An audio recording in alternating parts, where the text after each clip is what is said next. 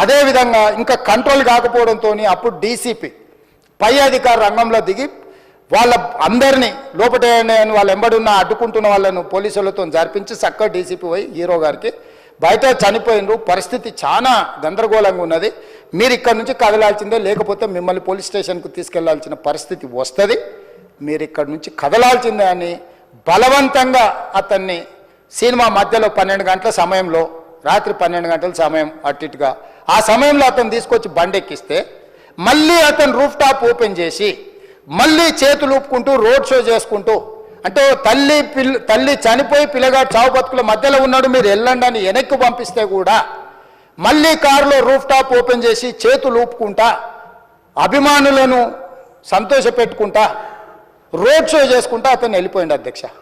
పోలీసులు కేసు చేసిరు, కేసు మీద థియేటర్కి సంబంధించిన కొంతమందిని అరెస్టు చేసిరు, అరెస్టు చేసి 10-11 రోజుల తర్వాత పోలీసు హీరో గారింటికి వెళ్ళిండ్రు. మీరు కూడా కేసులో A11 మీ మీద కేసు ఉందని చెప్పడానికి పోలీసులతో దురుసుగా ప్రవర్తించిండు, మీరు ఆ వీడియోలన్నీ కూడా చూసిండ్రు. ఆ పరిస్థితిలో చట్టాన్ని అమలు చేసే పోలీసులు ఆల్రెడీ ప్రాణాలు పోయినాయి, ఒక నిరుపేద తల్లి చనిపోయింది, కొడుకు చావు బతుకుల మధ్యలో ఉన్నాడు, ఆ రోజు కోర్టుల కేసులు కూడా వస్తున్నాయి, కోర్టుకు కూడా మీరు విచారణలు ఏం చేసిండ్రని కోర్టుకు కూడా పోలీసులు జవాబు చెప్పాల్సిన పరిస్థితి ఉండే అధ్యక్ష. దాంతో మాట్లాడితే వాళ్ళు చాలా బాధ్యతారహితంగా సమాధానాలు ఇచ్చారని మా పోలీస్ సిబ్బంది చెప్తున్నారు. దాంతోనే అతన్ని పోలీస్ స్టేషన్ తీసుకెళ్ళారు అధ్యక్ష. ఇక్కడి వరకు ఒక హీరో, ఒక థియేటర్లో జరిగిన సంఘటనలు, వీటన్నిటి నేపథ్యంలో పోలీసులు వాళ్ళ విధి నిర్వహణ నిర్వహించారు అధ్యక్ష.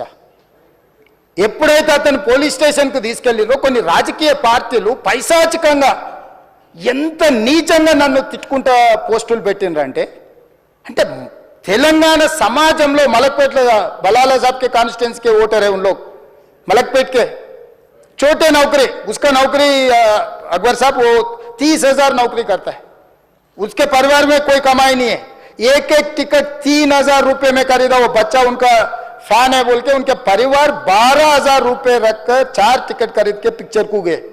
30,000 महीने को कमाने वाले నెలకు 30,000 జీతంతో పనిచేసి ఒక ప్రైవేటు చిన్న దాంట్లో ఉద్యోగం చేసుకునే తండ్రి తన కొడుకు ఆయన అభిమానాన్ని కుటుంబము 12,000 రూపాయలు 3,000కు ఒక టికెట్ 12,000 రూపాయలు పెట్టి సినిమా థియేటర్కి వెళ్తే థియేటర్లో చనిపోతే చనిపోయిన 11వ రోజు వరకు వీళ్ళు ఎవరు హీరో కానీ ప్రొడ్యూసర్ కానీ ఎవరు కానీ ఆ కుటుంబాన్ని, చనిపోయిన కుటుంబాన్ని కానీ హాస్పిటల్లో చావు బతుకుల మధ్యలో ఉన్న పిల్లవాడిని పరామర్శించడానికి కూడా పోలేదు అధ్యక్ష. ఇది ఏ రకమైన మానవత్వం అధ్యక్ష, నాకు అర్థం కాలే. ఇలాంటి మానవత్వం లేకుండా వ్యవహరించిన వాళ్ళను పోలీసులు విధి నిర్వహణలో భాగంగా పోలీస్ స్టేషన్కు తీసుకెళ్తే ఒక ఆయన ట్విట్టర్లో పెడతాడు అడ్డగోలుగా 10 ఏళ్ళు మంత్రి చేసి ఉద్యమాలు చేసినామని చెప్పుకునేటోళ్ళు, ఉద్యమాల సమయంలో సినిమా షూటింగ్లో జరగొద్దని దాడులు చేసిన వ్యక్తులు ఇవాళ అతను భగవత్ స్వరూపుడు, అసలు అతన్ని పోలీసులు ముట్టుకుంటారా? అసలు ఈ రాష్ట్రం ఏమైపోతుంది? రాష్ట్రం ఉంటుందా?